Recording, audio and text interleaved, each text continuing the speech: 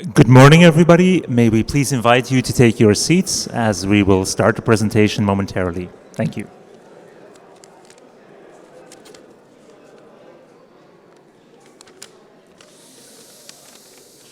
All right.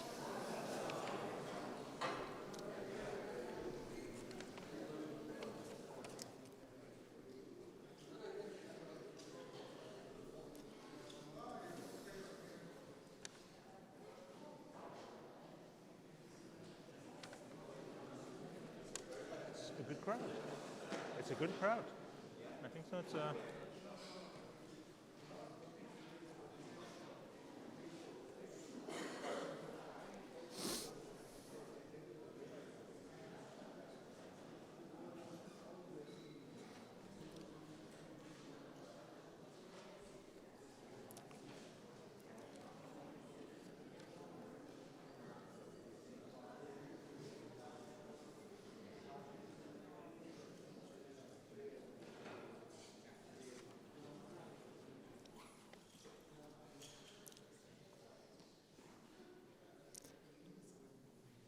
All right.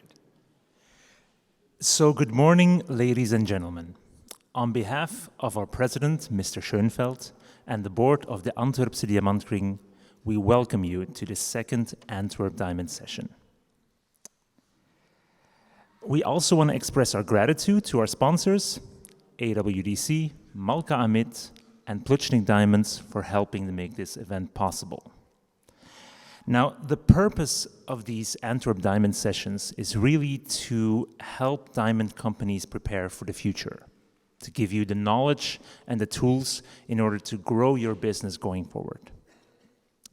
Advancements in pricing, data, and technology are going to be critical and are going to play a significant role in the future of our business. And as such, I have the pleasure today to introduce my dear friend, Mr. Mahiar Borhanjoo.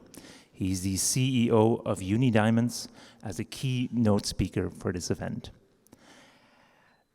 There are few more unique people, I think, than Mahiar who really combine a deep passion for the beautiful product that we work with every day, and also have a great understanding of the technological innovations that are happening in our industry.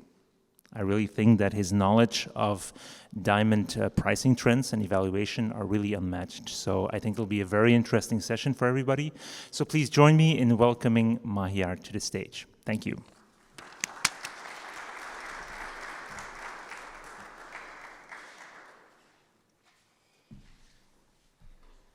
It's still morning, so good morning, everyone. Nice to see all of you, and nice to be a part of this. Thank you, and thanks to the board for allowing me to be here. And thank you to the sponsors as well for sponsoring this great event. It's my first time doing an event here in Antwerp without being a part of the beers. So it's nice to see some familiar faces. And also some new faces that I've got to meet today. So pleasure to see all of you. I wanted to take a moment and just kind of explain who UNI is and talk about what we do overall. And I think it sets context towards the presentation that I'm going to do. Some of the presentation will be live, and some of it will be based on more data that we've observed for the past 3 years. So in some parts of it, I welcome you to ask questions and inquire, and I might even pick on a few of you to ask questions about a specific area of goods. So I hope you're all prepared. UNI's history in the industry, we started about 4 years ago. Really, UNI is a data aggregator. We started collecting the data of the industry, and then we decided we're going to do a few things with that data. So we're analyzing roughly about 1 million stones on a daily basis. That's about $3.5 billion of daily inventory that we're analyzing, coming from 200 and some odd different wholesalers and manufacturers around the world. And the idea behind the aggregation of this data was to take it and help support the industry in a few ways. Through our partnership and relationship with Malka Amit, we created a platform to help sell diamonds to wholesalers and jewelry manufacturers and retailers.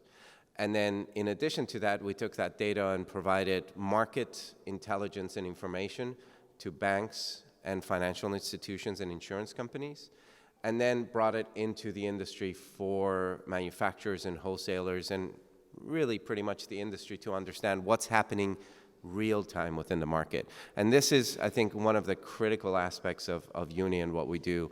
We analyze information on a daily basis to provide the industry with real-time data and information. That's all you're going to get from about UNI and who UNI is. If you have any further questions, please ask me later on. But I think that sets a good context to kind of talk about what has transpired in our industry since 2021. 2020 and 2021 were great years for the industry. And what had happened was we all had this pent-up demand, especially in the United States, for diamonds because people weren't able to get married. There was challenges that they couldn't actually show their loved ones how much they care about them. And then when things started opening up, so did the market, and people started buying. And as people started buying, supply started coming down, demand started going up, and hence the price increases that you see on this lovely chart. And sadly, it went up too fast, and a lot of the retailers actually who had forecasted what their projections are going to be started slowing down in their purchases and their needs, and started converting those needs into various other products. One of which is man-made, which everyone here is familiar with. So that started a decline in overall diamond prices from March of 2022 until today, where we are. So we have seen diamond prices decreasing, but the good news is, or the mildly good news is, that we're starting to see a slowdown in that. And we're seeing the slowdown for a few reasons. One of which is we had a slight improvement in demand in Asia and in China, which helped support the diamond industry. The US is still actually humming along, even though there's a concern, especially in the past few months, of the US has slowed down. If I were to look at, forget about the years of COVID, but if I were to look at any other year, we are in the month before Vegas, and usually the last couple of months before Vegas, the market does slow down. So even though we are seeing a slowdown of the market today, it doesn't necessarily mean that the year is going to slow down for the US market. What we're seeing from the retailer demand that we're noticing is that they haven't dipped, they haven't decreased in their sales. They are moving along as they were before. We have seen some conversions of natural to man-made, more on the lower quality goods, but not too drastic. We believe that man-made actually has brought in more consumers than what natural diamonds originally would have. So this aspirational purchase by first-time buyers or consumers can only lead to better future purchases for natural diamonds. And I say that because how many of you guys were a teenager when Swatch was a big thing? Raise your hand. All right. So I remember when Swatch was a big thing, all I wanted as a teenager was a Swatch because it was the cool thing to have. It was the watch to own as a teenager. Look, I'm wearing a Swatch. That Swatch, which is a plastic watch, became an aspirational piece for me to want to buy my first Omega, my first Rolex, my first Audemars Piguet. I'm not there yet for Patek. When I get to Patek, I'll let you guys know. but it led me to aspirational needs and desires for a product. I remember one of the executives at De Beers used to say that they had done a study that if they were to give a diamond to a consumer, that diamond would yield 5 more purchases for that consumer in the future. So when we look at man-made and we look at what man-made has done, and we're concerned and worried of how much of that is going to eat up into the natural diamond business, it is a concern. You're right. But some of that demand is an aspirational demand, which in turn will convert to natural polished diamond demand in the future. As a woman or a man buys a specific piece, their aspirational desire in the future will be, I'm going to change this to a bigger, or a better, or a natural piece in the future.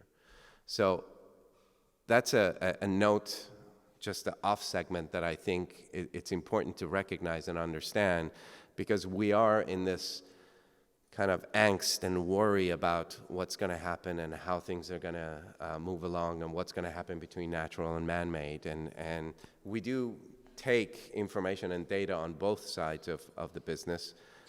Today, mainly focused on natural. So let's talk about what we're seeing since 2021 as prices have decreased.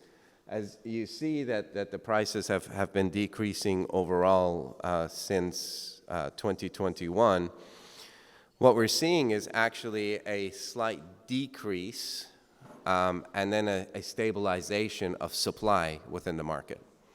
So the goods that are coming into the market have not continued to increase, but they actually went down and have started to stabilize. And what we're seeing in demand, because we are tracking this every single day, we're seeing that the demand in the business has actually started flattening out. You see some spikes of demand during the seasons and right before seasons. And we are going to forecast that this year as well. We'll see a peak in demand in the summertime. We'll see a peak in demand around September and October time. And as we see those peaks, you know, if you average the entire thing, you'll see that the slope of the demand for the goods are slightly higher. So if supply is starting to flatten out, demand is starting to increase, well, that will yield price stability. And how do we know this? Many different areas that we look at and focus on. Once the Asian market had stopped purchasing, I'm sure all of you who were within pointers realized and recognized how far down prices of pointers were. In fact, in our live system, I will show you a year ago how far the prices went down. But if you look at the past year and how prices have been changing, since the Asia market has started doing business, we're actually starting to see the demand in that area pick up, and prices have started actually improving and increasing. If you look at the 30-point section in pricing, you actually do see that there was a push because demand suddenly opened up and people want it, so the prices started increasing. It slightly came down, and now it's flattened out. And if you look at where the demand for the goods are, you actually did see kind of a push and an increase in demand, and then a slight decrease in demand, and now demand has flattened down in this particular area. So what I basically want to end here with is the fact that if you look at the 30 pointers as an example of how the rest of the prices will go, you will see and you will continue to see that as supply starts decreasing, and that decrease has come from many reasons. One, because of the sanctions. Two, because of the fact that manufacturing has closed down for, let's say, the summer holidays right now. Three, Diwali, which will be coming up, and the factories will be closing down yet again. That availability of goods, or lesser availability of goods, is going to actually help dry out the market, if you will, to a certain extent. If any of you guys are buying for the brands and work with the brands, you can see that right now finding a very nice VS or VVS stone is quite challenging, because the new goods that were supposed to come into the market haven't come into the market yet. And that's because of the fact that A, there's less availability of the goods, but B, there's also closure of the manufacturing centers and sites. So hopefully, when things start to pick up, there will be more of a balance of what's happening, what's going on. This is from our live platform. And I'd love it if you guys ask questions as I go through here and talk about what's happened. If you look at diamond prices overall in the past year, so rolling 365 days, so from 365 days ago to today, prices have gone down overall by about 21%. And if you look at rounds, the prices actually went down even more on rounds and less on fancies. Because fancies, A, were a smaller quantity of availability, but B, also because consumer demand on the fancy shapes was actually better. But what's encouraging and what's nice to see is that within the past 30 days, the decrease has slowed down. And that means that there's a balance that's coming back into the market again. And as you look at the past 7 days and yesterday to today, you see that there is a incremental decrease in price changes on polish, which is a positive thing to be able to see the market going through. If you look at overall and on how rounds are doing and based on different sizes, you see that there was a bigger impact that happened in larger pointers up to the 3-carat range. And the decrease actually happened a lot more in the past year in that range than it did in the smaller goods. And if we actually take this into consideration and go segment by segment, in collection goods, near colorless and light goods, in the VVS, VS, and SI goods, what we're going to notice is, I'm going to show you something depressing. Please forgive me. Yes? Yes.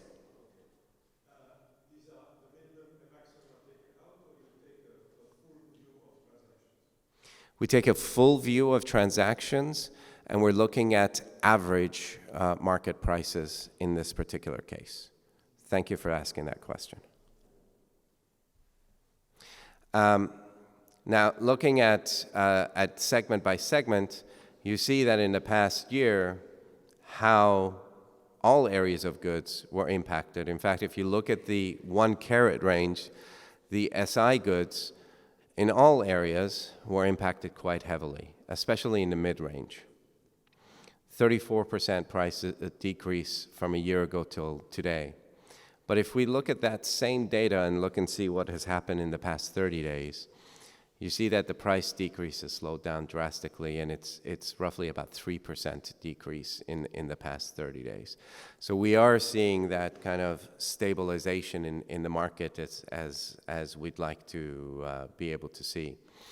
And if we look at the data overall and consider it on the prices for each segment, once it comes up, you'll be able to see that if you look at the prices, let's say, which area do we want to look at? 1-carat, 2-carat? What's a consensus here? Okay, 1-carat. Now, we break down 1-caraters to 1 to 1.09, and then the overs. So because they all have different pricing, and then 1.5 carats to 169 and 170 to 199. Now, if you look at this unique bunch of goods and see how the prices changed from a year ago till today, you'll see it again. The SI goods and the VS goods in the mid-range colors had a much bigger impact on them. Now, let's take that same information and look at the past 30 days. Yes?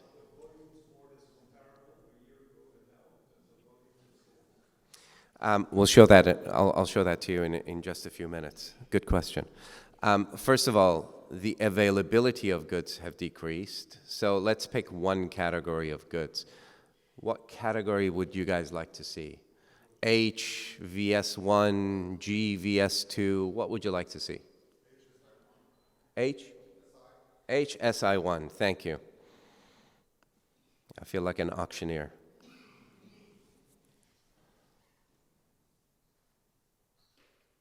Now, this is today's market price for diamonds, average high, and average low.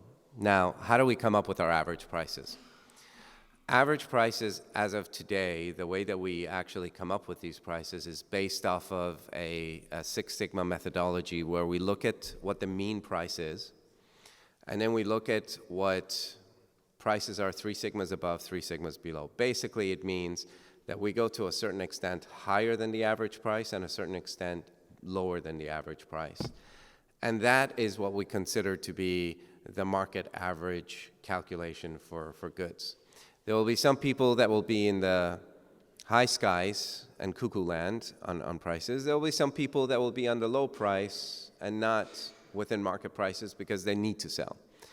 We consider what's within the market and analyze it based on Six Sigma to understand what average prices within the market are. And this is live, real time, every day, and the prices do change on a daily basis. This is a price for a GIA certified HSI1 XXX, no fluorescence. If you want to see what fluorescence impacts on the diamond price, I'm happy to show you what happens there as well. And if you look at how the prices actually went up and started coming down, if you look at the last 6 months and you look in supply and demand for the market in the past 6 months, you see that prices are somewhat starting to decrease less and stabilize because you're starting to see the supply of the goods coming down and the demand of the goods staying steady. If you do the same analysis on 1 month of goods, you see that steep decrease in prices have kind of readjusted themselves up here. So it's not going down as quickly as it was before. It's actually starting to flatten out because the supply is not changing very much and the demand for the goods are much lower than where they were. Now, in regards to volumes, right now today, we're looking at, in just this one category of goods, about 541 stones that are available. And if you look at how long it takes for those goods to move, it's about a year. Right? So you're able to actually really quickly be able to see what's happening within the goods. And if you actually wanted to be more specific and look at specific diamonds, you can do that too, and you can view each and every one of the diamonds to see the unique characteristics within those stones, if they have a faint brown mixed tinge or not, etc., etc. So it allows you to be able to really quickly be able to see what's happening within the market and what's going on overall. If you look at the question that was asked around goods movement, yes?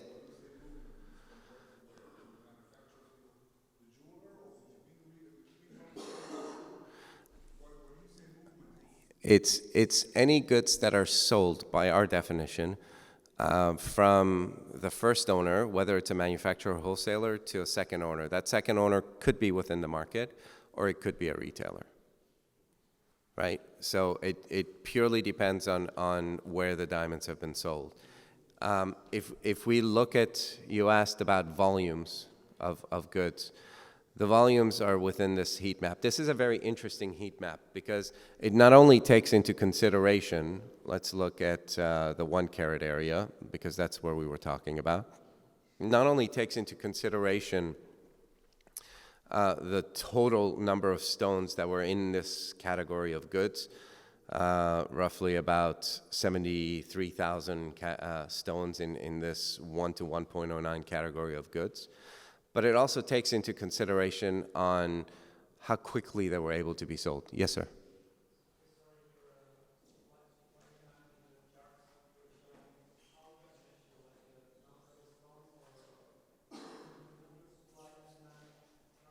Yes.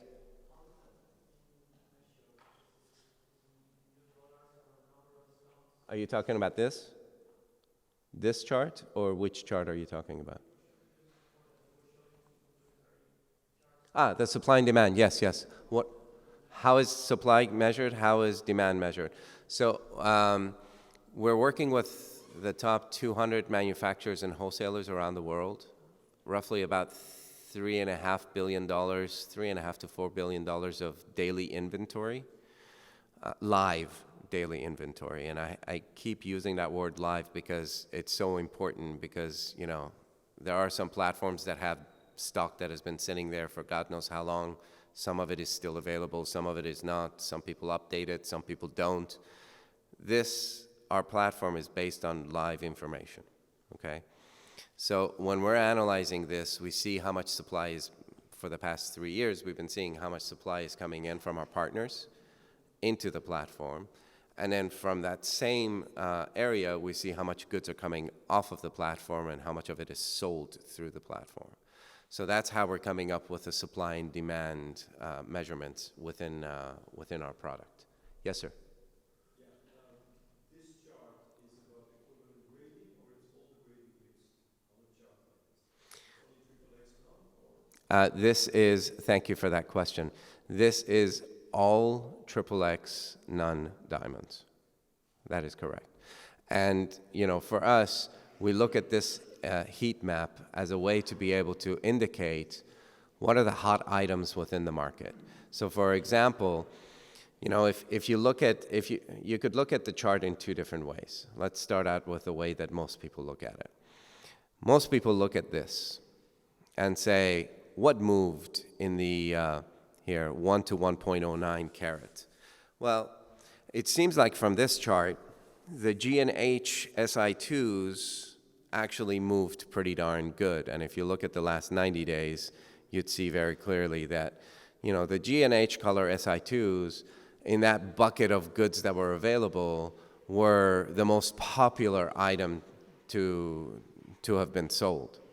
Now, if you layer availability of those goods on top of it, that's when you actually come up with what we call item performance, where in that same area of goods, the 1 to 1.09, you see that the G and H goods that were moved, let's say, in the past 90 days, actually the G and H color were not really hot items of movement, because only 34% of the G color SI2s moved, and only 31% of the H SI2s moved. In fact, the hottest item in the past 90 days in the 1 to 1.09 carat category, which most of the items were able to be moved, 63.7% to be exact, were D-color VVS2, followed by E-color VVS2, and then followed by F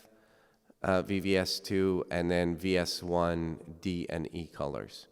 So in a lot of ways, this gives you a much more stronger ability to understand how things are moving within the industry and what's going on.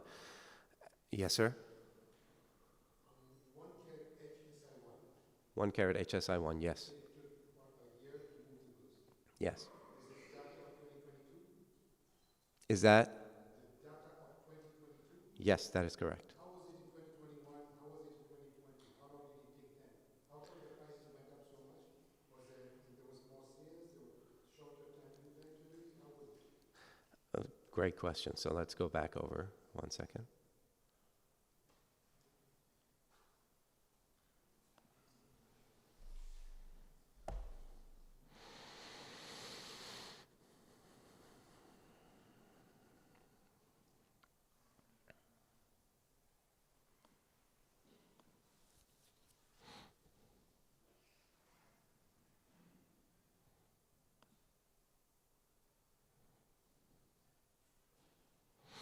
So as we saw this price increase here, that was led by a few things. One, it was led by supply availability of the goods, and two, by the pent-up demand in the United States, and the fact that the market rushed open, and then the jewelers saw that they don't have enough availability, so they came in and bought.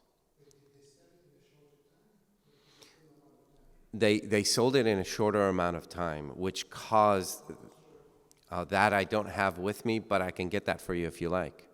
Yeah, with pleasure. Yeah. Yeah. Yeah, yeah, yeah. Yeah. Yeah. Yeah.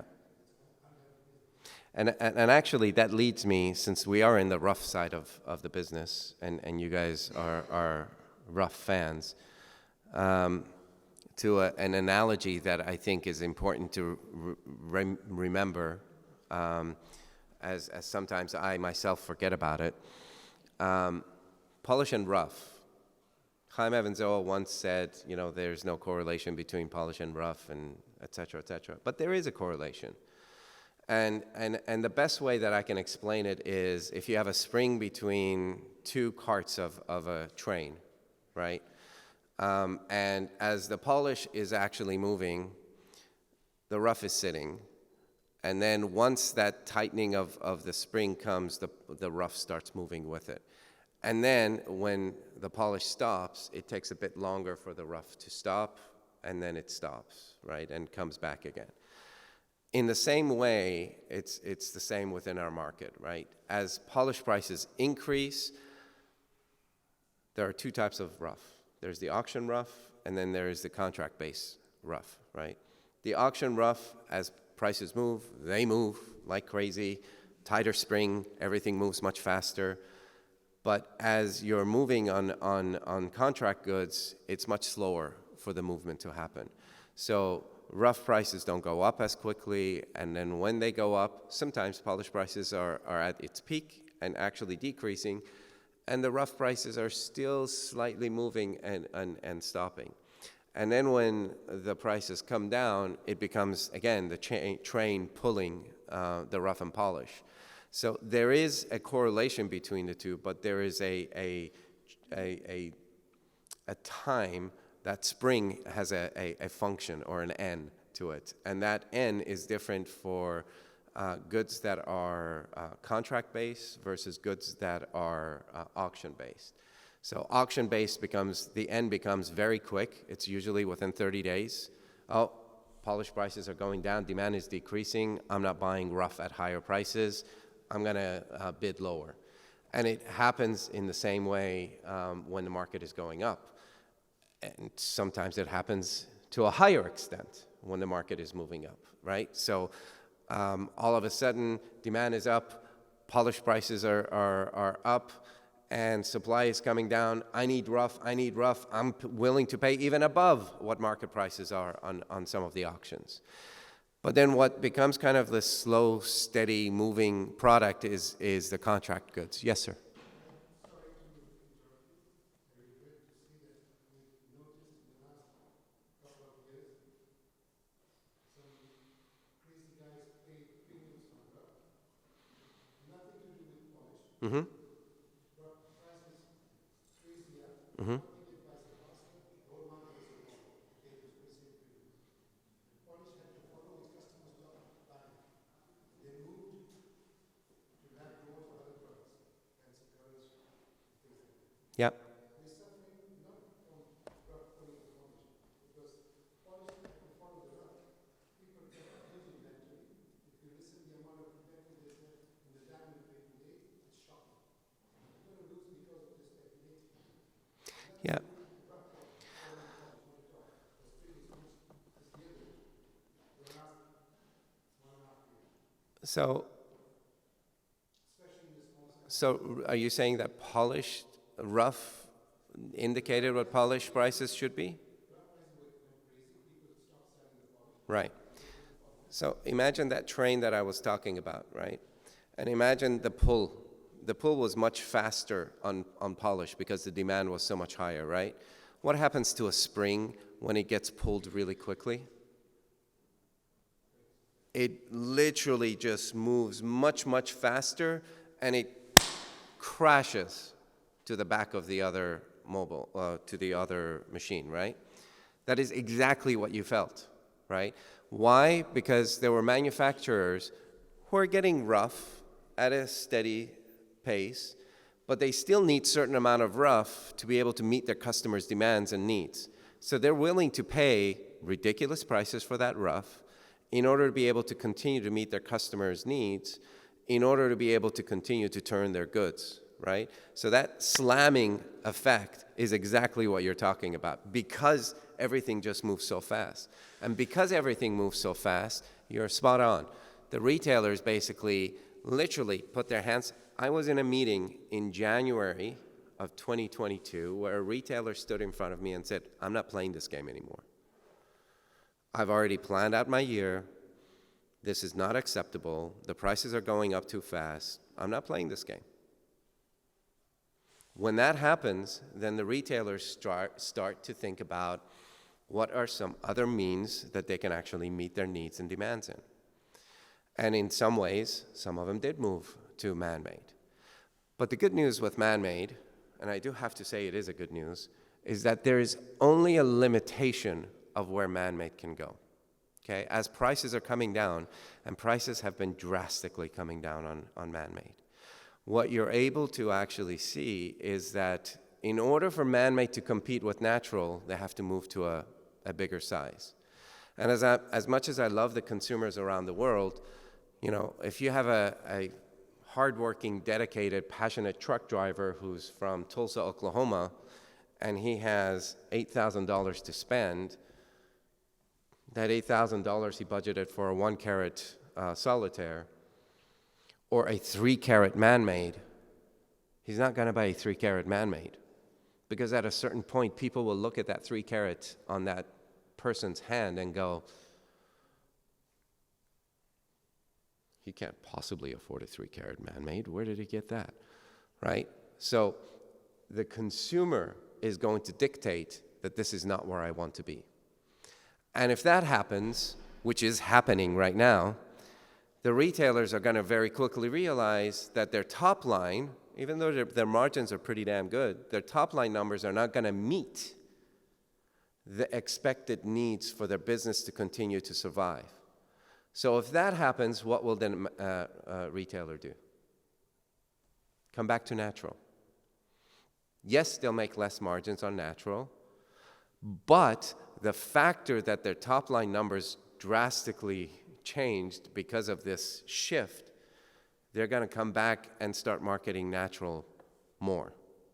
Because at a certain point, you're not going to walk around with a 5-carat stud in your ear or a 10-carat ring on your hand at the price of a 1 or a 2-carat natural. And if that happens, people very quickly realize, maybe not in this room, because of the formidable people that are in this room, but people will realize that that piece is not real, right? You can't, be a grocery store clerk walking around with a 5-carat stud, as much as it would be great. So there is a limitation there, and that limitation is going to continue to change the behavior of our industry. And the one key aspect is also natural diamonds need to continue to market the consumer in an effective way to get consumers to fall in love with diamonds, continue to be in love with diamonds. One thing that we used to do extremely well was market the consumer in an effective way. And I look forward to actually seeing that come back into the market yet again. Because no matter if it's a man or a woman, if it's a woman for herself, a man for himself, the aspiration of owning a diamond is about celebrating a special moment and recognizing that moment with something that you can actually have that will last a lifetime, right? So the marketing that we need to do as an industry needs to focus on that and needs to bring back that celebration, that moment of birth, that moment of engagement, which one of us just recently had. That moment of celebrating your next job, whatever it was, it needs to be able to spark in that consumer's heart. And we've missed that a bit in our marketing recently, haven't we? And I'm looking forward to seeing that coming back into the industry, because that is such an important part of making sure that we win. So I'm excited for that, and I'm looking forward to that. Yes? Yeah, and honestly, you know, when I was at De Beers, there were a lot of brokers and people that would come into our offices and they would say, well, you want us to market and you want us to this, when you want us. In actuality, we didn't. This is where there was a disconnect and an understanding of what we wanted in supplier of choice 2 and what we wanted in the manufacturers, the wholesalers to do, which was to focus on your business and your core competency more than anything else. You're a manufacturer, be the best manufacturer. You're a great wholesaler, be the best wholesaler. You know, and unfortunately, we didn't see that. There was this misconcept of you have to pay for marketing, you have to this, you have to that, where in reality that wasn't true. And what I really request from everyone here, diamond traders, manufacturers, wholesalers, rough diamond buyers, is really continue to keep your fingers at the pulse of the market and see what's happening.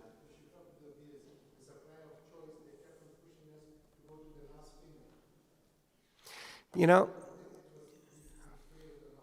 yeah, and maybe supplier of choice 1, that was the premise, but supplier of choice 2 and thereafter, that wasn't the premise. I think it was misunderstood. That was in 1. The Leo? Yeah. Yeah. Yeah. Yeah. Let me, I'm not defending anyone, but imagine a company that actually had 80% of the market share. And because of having 80% of the market share, they would market the product quite a bit. Then, because of many reasons, they shrunk down to 30% of the market share. And that 30% can't market for everyone in the industry, right? So they were trying to find a smart way to be able to get everyone else to continue to contribute towards marketing, but it wasn't done properly. Yeah. Yeah, he's a great man. Yeah.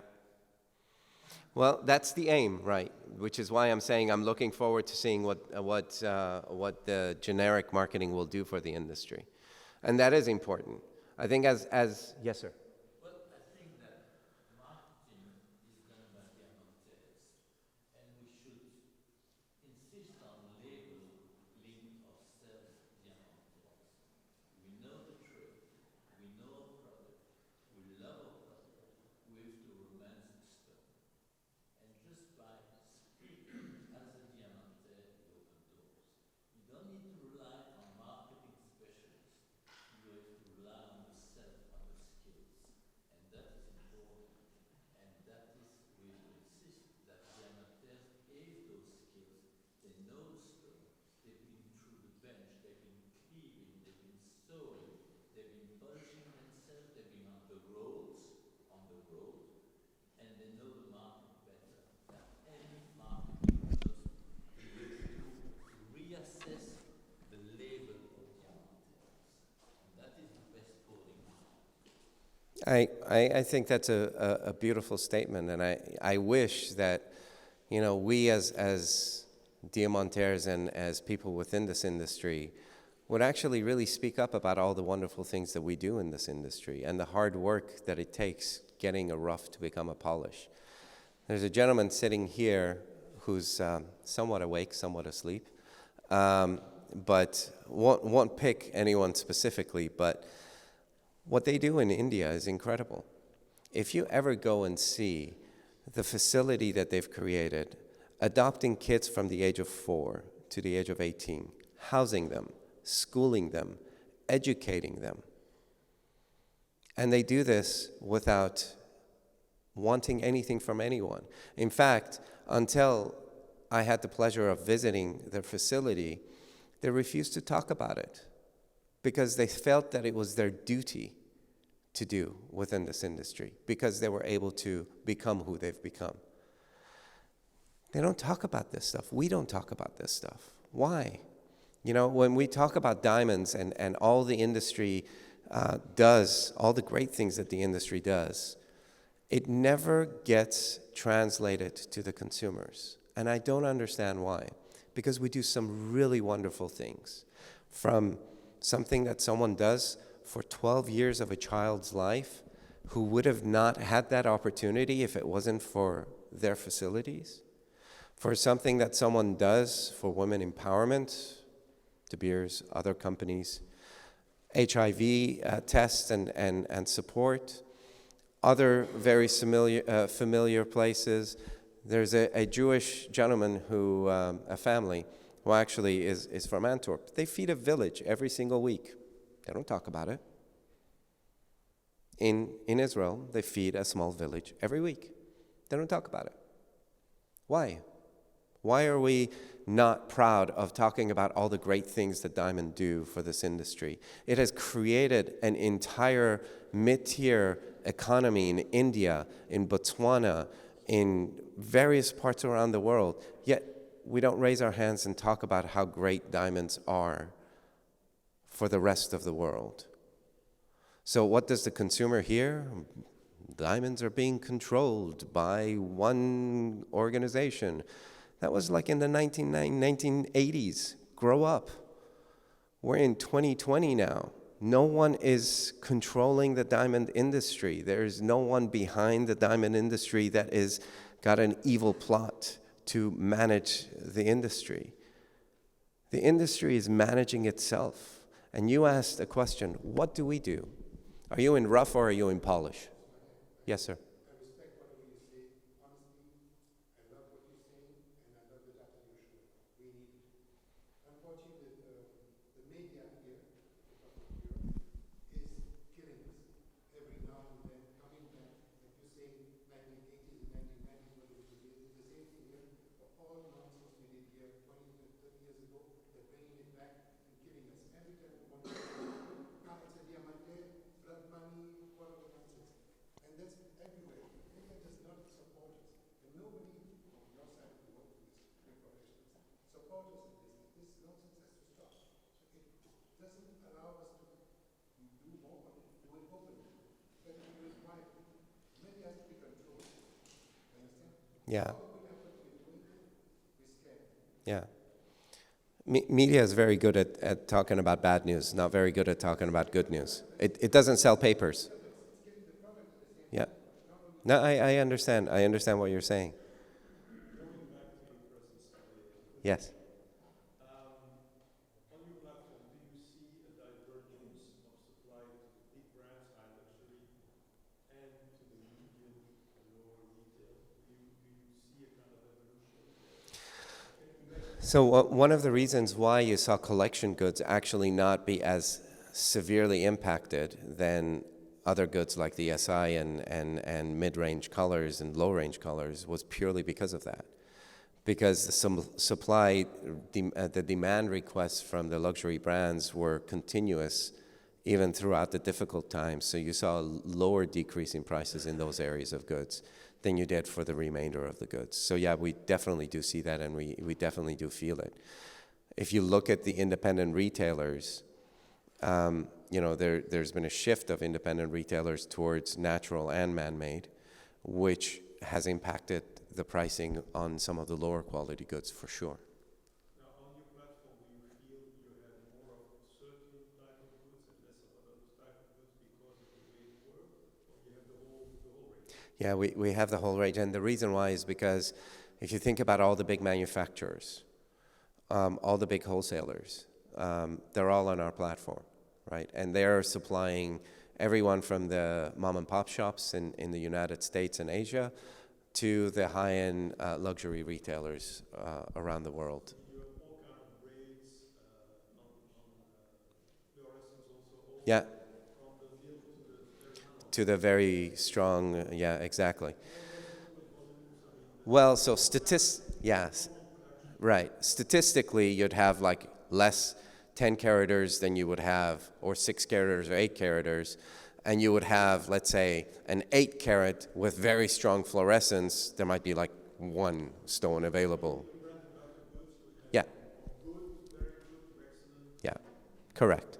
And you know, since we've been collecting this data since 2019, we've also been running an AI in the background to kind of start, because, you know, to find a fair cut, a fair polish, and a fair symmetry, high fluorescent GSI1, you know, you won't find it. So what our AI does in those particular segments and areas, it actually starts looking at the holes, if you will, and it starts filling out the holes with pricing information and data of where it would be. Obviously, there won't be supply and demand you know, information about a stone like that, because God help me if someone has that stone, please recut it to something else. But you know, it still will give you information about what that diamond will be. So what do you offer to clients? So I wasn't thinking about talking about this stuff, but since you're, I did not pay this man. Thank you very much. I appreciate it. So we run a SaaS model for the data product. It's a monthly subscription base. You can also buy through the product if you want, directly from the platform, which allows you to be able to look at the diamonds, look at the prices, the scatter plot that I showed, and then be able to buy directly from there. And given that our relationship with Malka Amit is there, we take care of everything afterwards. So all the logistics, all the shipments, and everything else for the polish. But you know, you could buy the SaaS model without wanting to purchase diamonds, or you could buy the subscription base just to be able to look at diamond prices and diamond information. Yes, sir. As a SaaS provider or a data aggregator, do you also offer service to third parties to integrate and use your data and make customized reports? We do, yes, we do. For example, if I want to compare the price trend with the rapport, I want to distinguish the price trend from the wholesalers versus Sure. the Yeah. Yeah. Yeah. You mean with wrap discount? Is that what you're saying? Got it. Yeah. So obviously we don't do wrap discounts through UNI, but if that's what you want to do, yeah, it's possible. Look, the aim behind the presentation was to really talk about the fact that we're starting to see things coming back again. And when that happens, and by the way, we do believe that there will be a slight correction again this year. And then post that correction, we're going to see the market start moving again. And the reason why we'll see the market start moving in again is because this year, the holiday season, you already have some retailers who are converting back to natural. You know, we've had some retail partners of ours ask us, how can I differentiate natural and man-made, because I want to sell more natural? And this is the first year that they've asked us. In the past 4 years that we've been working, this is the first year that they've asked us for that. So we actually reminded them about this thing called the rarity index that we developed. And the rarity index allows you to be able to actually talk about how rare natural diamonds are. And we're working on potentially working with companies like iTraceIt and Tracer to actually then be able to communicate the story of the natural diamond to the consumer. Over 1 billion years old, you know, this is the rough, this is how it was planned, this is the polish that came out of it. Sorry? No. The desire is to help support you, right? Because imagine your diamond on our platform being sold to a consumer, And they can actually say, and this is one of 50 diamonds that are available today in the entire world. That talks about rarity. That talks about how rare our products are. Even if there are 1,000 or 5,000 of those stones, how many billions of people are there in the world? What's the total number of people that are getting engaged every single year? If you think about 5,000 of these pieces available in the entire world for about 8 billion or 3 billion or 1 billion people who are going to be getting married, it's still significant. I had a really good mentor who was the CEO of one of the high-end brands in Asia. And he would insist on every single bag that goes from Italy to his office in Asia to be a limited edition. Those limited editions could be 10,000, but they were still limited editions. 1 out of 8,644, 12,900 out of 15,000 stones. Why? Because the limited edition allowed him to talk about how rare this product is. So why not use a rarity index to talk about how rare natural diamonds are? Man-made, stamp them out every week. Natural, there are only 100 of these available in the world. There's only 5,000 of these available in the world. That's the message we need to get across to the consumer, that our products are indeed rare. And, you know, there's this whole push today about origin. Please, please, wherever you buy your goods, make sure you keep the origin. With the G7 regulations that may be coming up later on this year, it's a must. But the origin is not something that today lots of consumers are going out there and saying, where's my diamond from? The origin is there because it allows us to talk about the natural beauty of the stone, to build a connection between the consumer and the product. Because once we've built that connection between the consumer and the product, they wouldn't want to go anywhere else. They want that diamond from Canada, from Australia, from Botswana, from DTC, which is an aggregation of Botswana, Namibia, Canada, and South Africa. They want that. They want to feel that they actually have done something that has done good for this world. And we can tell that story. We just need to be able to organize it and tell it better. Can I add just Please. one statement that being a diamantaire is not only romancing the stone, knowing your job, but it's also being part of a community who share a certain ethic and act in a moral way. And this is the answer to the press, to the bad press that we have a code of conduct, and we are respecting that code of conduct, and it is enforcing by us. Okay, just 1 second. I want to follow up on what you said because I think it's great. You know, there's a knock on the Kimberley certification scheme. It's not working. People aren't following it. It's this. It's, you know, it's just a simple thing that people put onto a diamond just to say we've done something. I don't agree with that. I don't agree with it for many reasons. But the fact that you have NGOs, governments, right, ministers and people within the government in the United Nations, and the industry coming together in one group that actually work together to understand what's happening within the industry, to be able to support it and or to be able to provide the right information for the industry, at least on the rough diamond side. What other industry in the world has that? What other product out there has actually been able to accomplish this other than diamonds?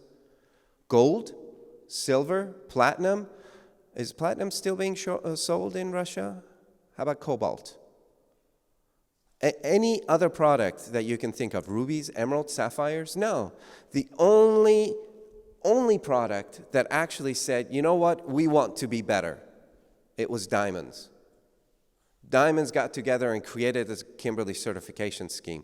They created the system of warranties. They created all of these things with the different groups that they have because they wanted to show that they are better. They are above other standards.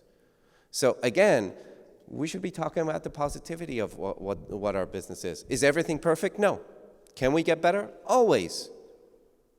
But we are ahead of most of the other products that are out there, and we're continuing to push ourselves to be even better. Sorry. Yes, sir. What do you see platform in 10 years from now, considering there's a lot of discussion of the value retention of diamonds, natural diamonds, and the push by some in terms of transforming them into investment products and so on and so on. By the way, you measure transactions, you produce data, indexes, and so on. Where do you see your platform going in this area in 10 years from now? So it depends if it's platform B2B or platform B2C. B2C will always need brick and mortar. And if anyone says no, good luck to them. If that doesn't show you to be true with James Allen, the purchase of James Allen or Signet of Blue Nile, Brilliant Earth opening up brick and mortar locations all around the world, 77 Diamonds doing the same thing. You cannot sell a $20,000 or a $5,000 piece without the consumer knowing and feeling that they have somewhere to go with it. If they need to resize it, if they have questions, if they have problems with it. So I do not see B2C working effectively unless there's a big brick and mortar behind it supporting it.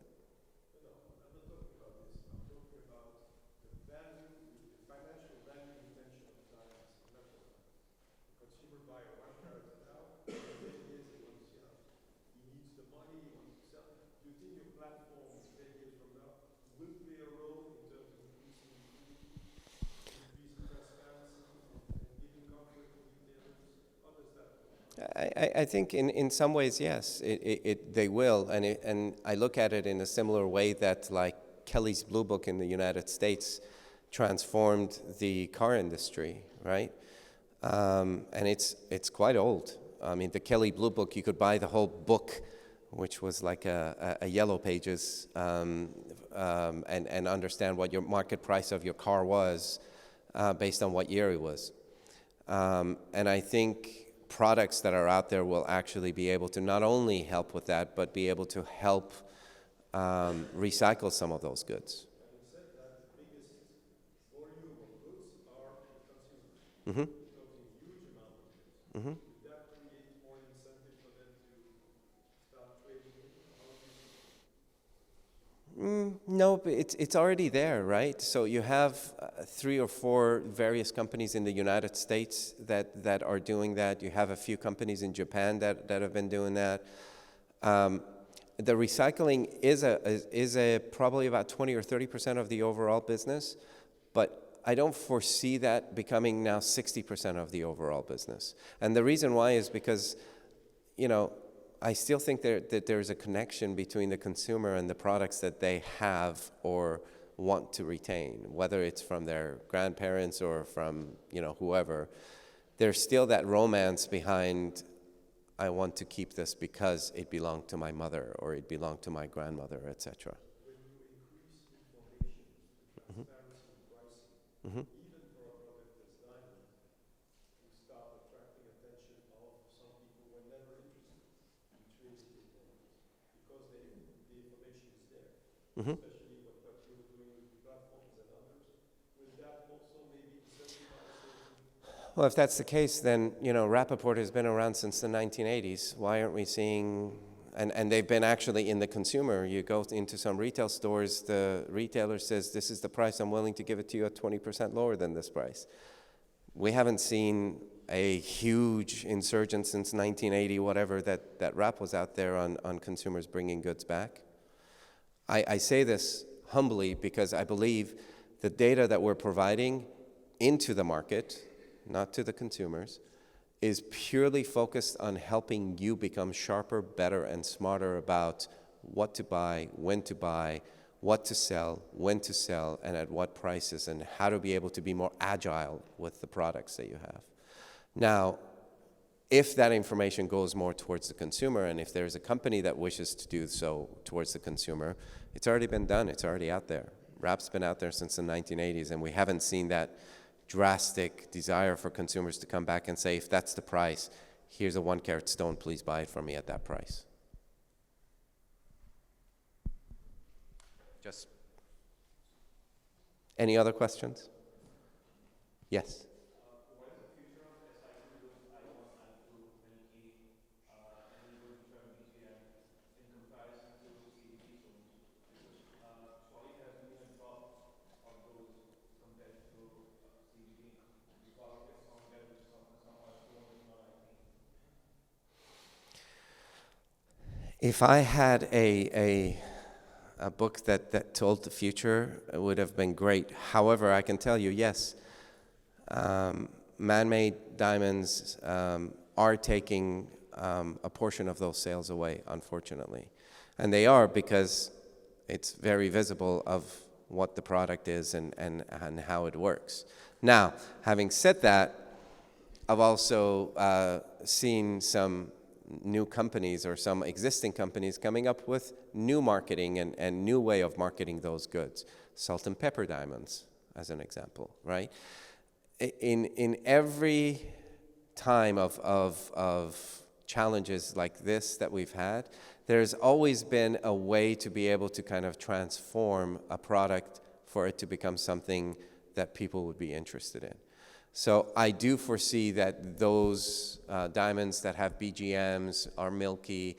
You know, who have you guys ever heard of a fancy white diamond? Yeah, it's becoming a thing now. People like fancy. What is a fancy white diamond?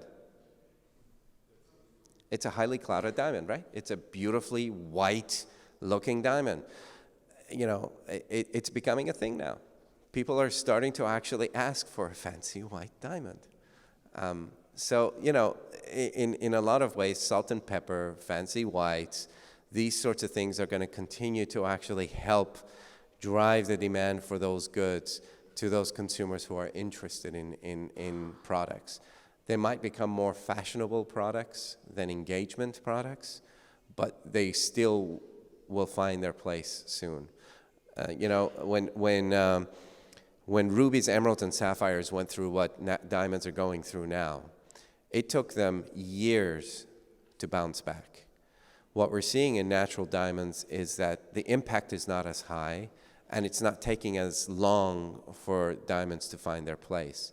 That's because the retailers that are choosing to work with diamonds understand the value that it can bring to the jewelry piece and to their retail stores. So we're starting to see that transformation happen back again towards natural. So I am excited to see what the next 2 to 3 years are going to bring. I do believe that this year will be challenging for us as an industry. I do believe that there will be another adjustment, but I also do believe that the holiday season this year is going to improve. And the mood of the market will actually start getting better next year as prices stabilize this year. So I do see that there is a light at the end of the tunnel. And as one of my really good Jewish friends said, it's not another train coming to hit you directly in front of you. It's actually light of natural light that is going to be us moving towards, not another train coming towards us. So I do believe that things are going to start picking up and getting better as we get closer and closer to the season. But we will have one more hiccup throughout the year, and then an improvement thereafter. Any other questions? Thank you. Thank you. Thank you for your time. Thank you.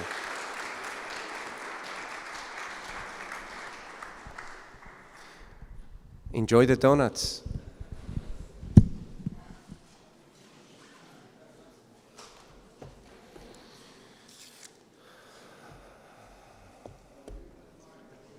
Huh?